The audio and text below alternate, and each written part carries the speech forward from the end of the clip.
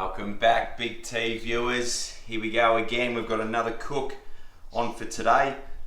Beer chicken, baby. First time I've done it. Everyone's talking about it, so we're going to give that a whirl today. Pretty simple. Buy a chook from the supermarket. I've got one of these little canned beer chicken holders from Bunnings. Doesn't matter whether you have them or not. You can just basically sit the can into the chicken. I'll show you that later on anyway. Little confession to make. Some people might have seen my last video post of the big feast. We got a little bit wild and we forgot to do the beer chicken. So if anyone picks up on it, yeah, please comment. But yeah, so we're just doing it now. But yeah, so the next stage, I'll show you some seasonings. Pretty much everything is going to be from the cupboard. So this is probably going to be the simple cook that we've done that you guys can do as well. So the next time we're back, I'm going to show you the seasonings, getting the chicken out, putting it on there, and then we'll get to the barbecue. But yeah, pretty simple, easy for everyone to do during the week, Monday to Friday, whenever you want to do it. But yeah, so let's do the beer chicken, baby. So we've just got a bit of an issue if you do cook on the kettle Weber, guys. So just a quick tip, if you're panning now, as you can see, if you do cook with your main grate, which obviously sits on this ring here, and if you put your chicken on top of that, if it was there plus your lid, the chicken's going to be too high. What it does is it actually touches the top of your Weber lid and burns. So what I'm going to do, we've taken that out, as you can see. I've just chucked the brick in between our two charcoal baskets. So what's going to happen now, so it's obviously that little, probably inch lower than that ring. We're going to throw our foil container on there, chook goes on.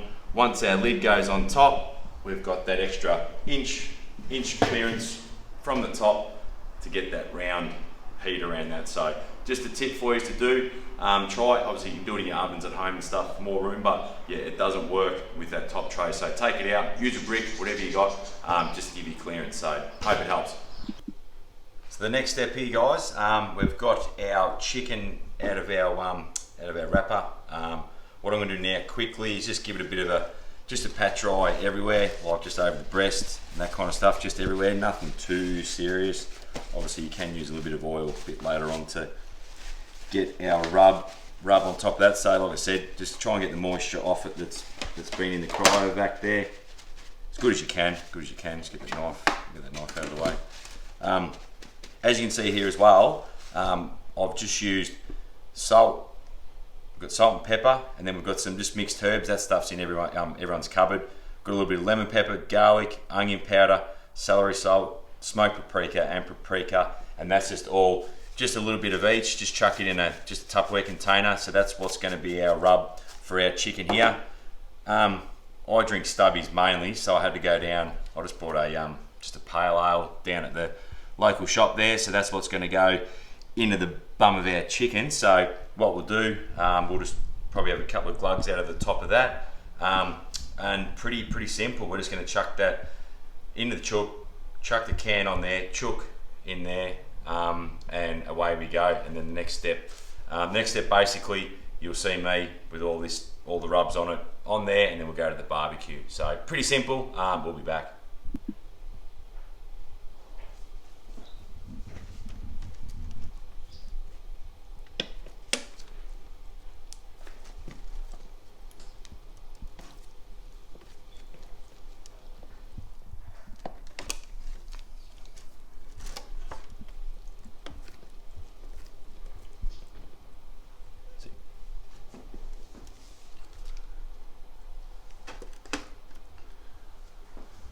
Beautiful, a little squawk squawk. Yep.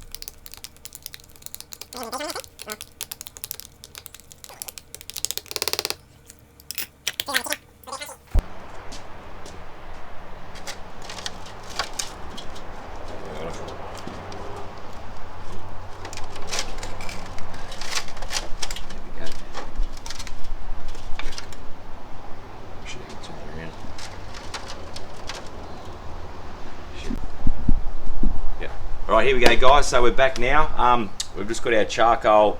I just used some firelighters today. It's pretty windy here and crappy in Ballarat again, as all my videos are, because Ballarat's crap.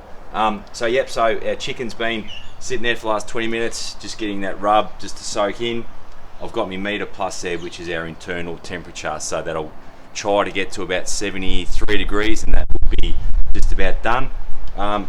Weber heat around that, if we can sit around 175 to 200, that'd be fine for a 2-hour cook. But pretty cool. Obviously the contraption I spoke about before, it's going to make sure that the actual chook doesn't hit the top of the lid, so the chook's actually sitting on the brick, coals either side. Yeah, let's just let it baste, let it cook in there, and I'll come back for a few updates. And yeah, that's it. Thanks. So here we go guys, so we've got our trusty meter that I've chucked in the breast part of the chicken here. One of the best investments you can have. So what it's telling me now, inside the chicken at the moment, so we haven't touched it for over an hour, we're up to 40 degrees. We've got our target temp, which we want to get to around 72, let it rest, get to 75, and inside the Weber there it's saying about 150 degrees. So let's have a bit of a look now, but yeah, definitely worth getting. It does all the work for you, so let's have a look and see what he looks like. Ah, beautiful. That's all going. It's looking super. So the beer, the pale ale in there is hopefully keeping all that moisture in the chicken, but I think it's coming along well. So let's give it another, probably 45 minutes, and hopefully she'll nearly be done. All right, back here. So we're just under 2 hours of cooking. I know I hate talking about the weather, but it is freezing out here. I've got my Ugg boots on. Yeah, it's crap. It's cold. So here we go. Let's have a look at this chook. 2 hours in. Oh, that is cool. That's going pretty well, hasn't it? Pretty well. So next time we're going to be cutting this open, but yeah, it's done a really good job. I'm getting out of this weather. It's crap. See ya. All right, we're back. We are back. Chicken is done. Have a look at that. 2 hours on the kettle, about 160 degrees. I've just taken the meter plus out, so we're around 77 degrees, which is perfect. So, like I said, I put the pecan wood on it, smoked it. It's pretty easy. Hardest part was really getting the beer can out of the chicken at the very end, but it's worth doing. How about we have a little bit of a cut into it now and just see what it looks like, see how juicy it. Look at that. Beautiful. Juice runs out. Look how tender it is. I'm not really a butcher, but that's pretty good. I'll just cut that down. Here we go. Let's try this top bit here, the main one. And juice. So I'll have a quick try of this. Here we go. BigT's beer can chicken. Look at the steam coming off that. Amazing. And the flavour.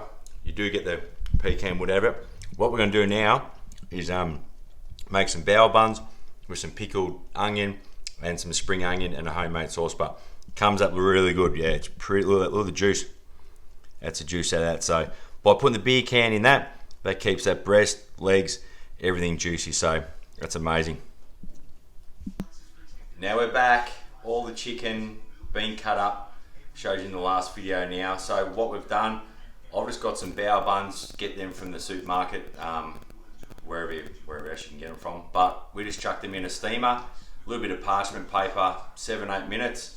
I've got obviously the pickled onion, which I done in the video as well. So the homemade sauce, just a different way of serving your chicken. You can have your salads or your veggies and stuff with it, but I thought something like this would be pretty good. So let's have a bit of a look into that. It's pretty good, like a little pillow. It's like you can just sleep on it, but BigT ain't going to sleep on this. We're going to just have a big bite of that.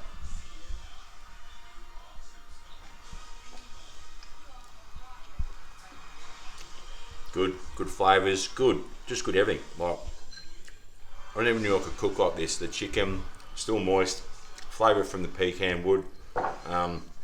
First time I've ever had bao buns too, but yeah, just a really good, real good mix up. And yeah, hope you enjoyed the show. I know we missed out on the last one with the big feast, but we got it back, and please try it. Well worth it. Let's get cooking.